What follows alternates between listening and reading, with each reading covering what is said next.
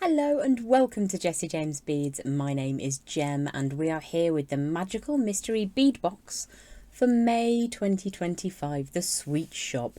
Why don't we take a look at what's in this month's box? Jessie James Beads Magical Mystery Bead Box for May 2025. Let's kick off with this beautiful and complete chain. So it's already put together with lobster clasp and connections. Really gorgeous to feel as well. There's so much movement. We've got 4 matched pots in 4 distinct flavours. We've got pistachio dacquoise, which looks utterly tasty. I do love a pistachio myself. There we go. We've got strawberry shortcake, luscious mouth-watering colours in this bead mix. Lemon chiffon. Oh, that's zesty. I do like a little bit of lemon. And wildberry pie. That's new to me. Gorgeous, gorgeous lilacs in there and mottled drop beads. How fabulous are they? So we've also got sprinkles. How cool are they? Absolutely adorable.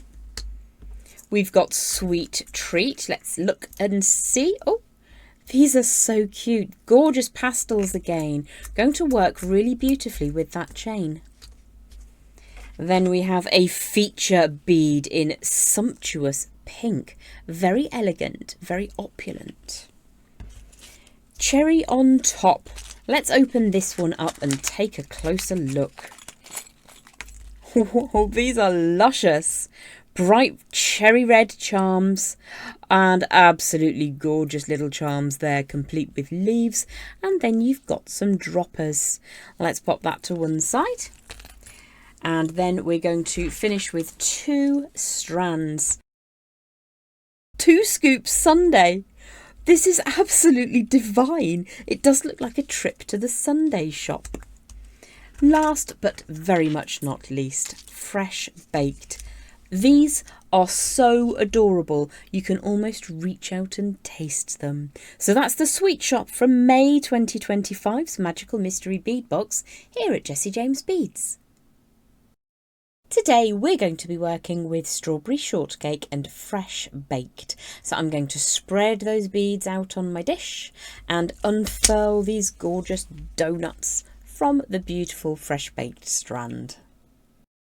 Let's make magical mystery jewellery together using fresh baked and strawberry shortcake. I have a 10-inch length of 18 gauge wire. This is round silver plated copper and this is a medium to firm temper. I'm going to give that a quick smooth through to make sure it's warm and flexible. And then around about 3 inches from one end, I'm just going to turn a bit of a bend. It doesn't need to be anything spectacular. It's just kind of a place to start.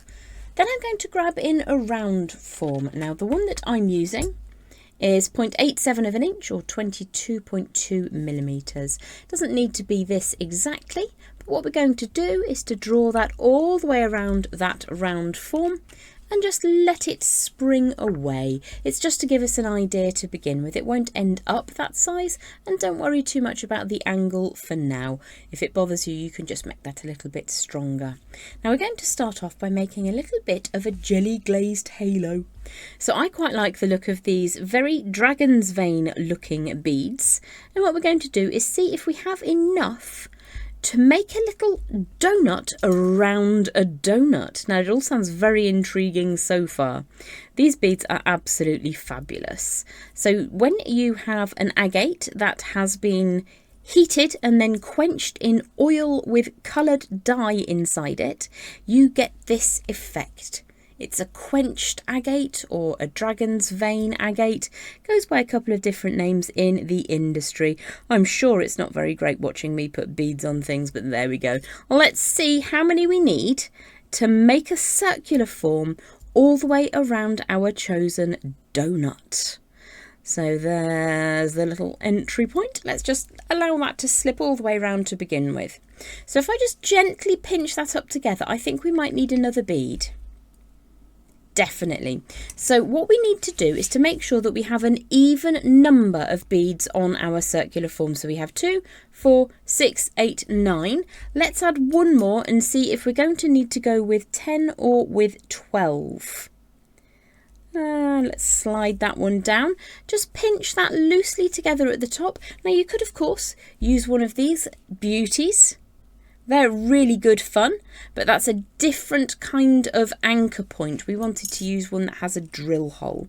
So I'm going to suggest this one, which looks like jelly and frosting to me. I don't know much about donuts, I'll be honest. So let's just pinch that up.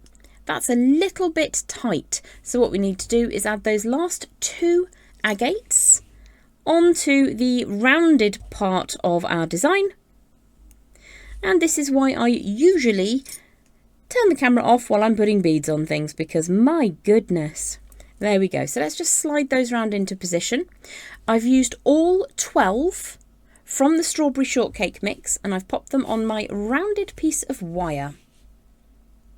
That's absolutely perfect. So that's what we're going to do.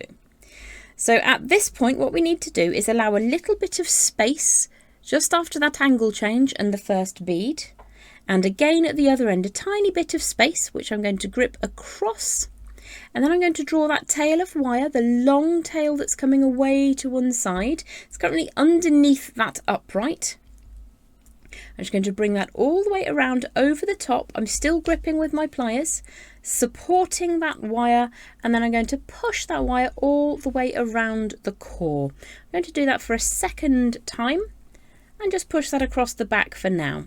So we needed that little bit of space just between those 2 beads that are on the end at either side, so that I can get in there with my pliers and safely scooch that up neatly.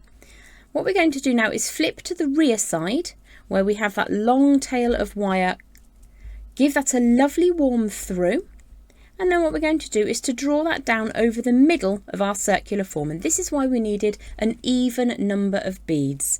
This allows us to bring the wire down between the middle bottom beads. And also that's why you needed that little extra gap. So let's thread on our glorious looking donut.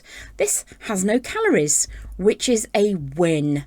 So that is the rear side of the design at the moment. So let's just flip that over to the front for a second. What we're going to do is to pinch firmly.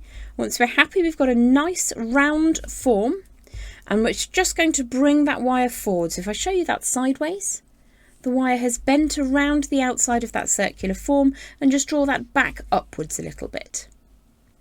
So you can see that's coming back on itself on the front of the design now. So what we're going to do is to trim the wire away at the point it meets the bottom of that donut. And then you've got a little bit of wire spare to make spirals with. All we're going to do with this sticky outy tail of wire is tuck it up into the little gap at the bottom of that bead. So if I show you from the front to begin with, just going to grip across that wire like so, and then push until it sits just underneath. And when you allow that to sit down, the tail sits up inside that little hole at the base of the donut, and it's suspended midpoint on that circular form. So you may need to just tighten up that little spiral, give that a squish. All is well with the world. So to top off your suspended donut, why don't we add a little frosting? How glorious are those beads, so shimmery. It's not showing you as much as I would like it to show you the multi-tonal quality of this gorgeous, very frosting-like bead. You could, of course, go for classy and elegant, or you could go for all of the love. I feel actually like we're going to put a love heart at the top here because that's really, really pretty. Let's see. Another one on top. You can never have too many beads, right? Yes, I like how that looks. You can obviously put whichever bead from whichever mix you like. You can add a little bit of sparkle. You could go for some spacers. You could even top your donut with yet another donut if you fancy doubling up on those donuts. So what we're going to do up at the top here is grip across that core wire. push forwards, and then we need to find a rounded form. I'm going to use my multi-step bail makers, probably number 4, to create a wrapped loop up at the top to create the very, very simple bail of our pendant. So bring that all the way around. If I remove those out of the way, you'll see that's a nice rounded form. We're going to grip across, draw the tail of wire all the way around at least once. Let's go for twice, see how that looks. That looks pretty decent to me. And then if you have any wire left, you can either bring that to the rear and trim it away, or we can pop a teeny tiny spiral on, and I think that's what I'm going to do. I'll also, in just a moment, show you an example I made with one of the different mixes from this month's Magical Mystery Bead Box here at Jessie James Beads. Today I'm working right here with the Fresh Baked and Strawberry Shortcake. But I also dove in to the wild brie pie because that sounded divine. Let's turn that all the way around to the side to show you that currently that spiral is sticking out at a jaunty angle. So you can push that up so that it sits over the face of the bail, or bring it down so that it sits slightly on top of that bead. Let's just pop that down on the board for you to look at. So we've got a really cute little donut with a halo. And as an alternative from this month's Magical Mystery Bead Box, there's the wild brie pie.